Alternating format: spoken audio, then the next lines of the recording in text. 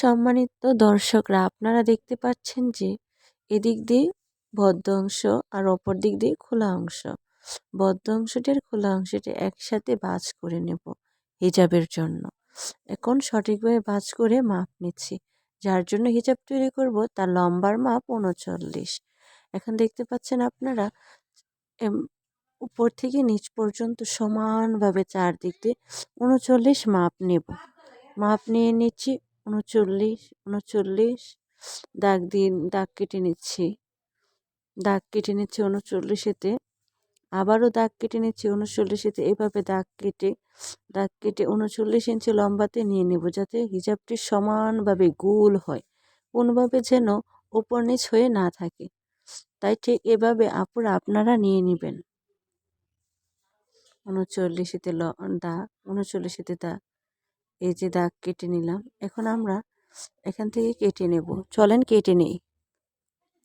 এই যে কেটে নিচ্ছি, কেটে নিলাম একদম গোল ফ্রগের মতো হবে আর কি, একবারে গোল হবে হিজাবটি। এখন দেখতে পাচ্ছেন খোলা অংশ আর এই পাশ দিয়ে বদ্ধ অংশ। খোলা অংশের দিক দিয়ে মাথার মাপ নিব। এই যে মাথার মাপের জন্য 11 ইঞ্চিতে আমরা দাগ কেটে নিচ্ছি।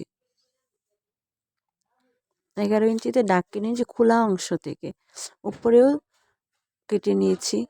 এখন আমরা হিজাবের টুপির মাপ নিব। এখানে 3.5, প্রস্থে 3.5, এই যে 3.5 ইঞ্চিতে দাগ কেটে নিলাম। লম্বায় নিব 12 ইঞ্চি, লম্বা 12 ইঞ্চি আর প্রস্থে 3.5 ইঞ্চি।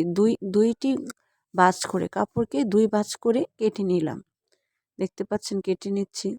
মনে রাখবেন আপুরা 3.5 প্রস্থে আর লম্বায় 12, এই যে কেটে নিলাম। এটাকে এবার আমরা রাউন্ড করে গোল করে কেটে নেব সমানভাবে। এই যে দেখতে পাচ্ছেন সুন্দরভাবে কেটে নিচ্ছি। কেটে নিলাম সুন্দরভাবে, ঠিক সমানভাবে কেটে নিচ্ছি। এই হিজাবটি সেলাই টিউটোরিয়াল ভিডিও আমাদের ইউটিউব চ্যানেলে কিছুদিনের মধ্যেই আপলোড হবে।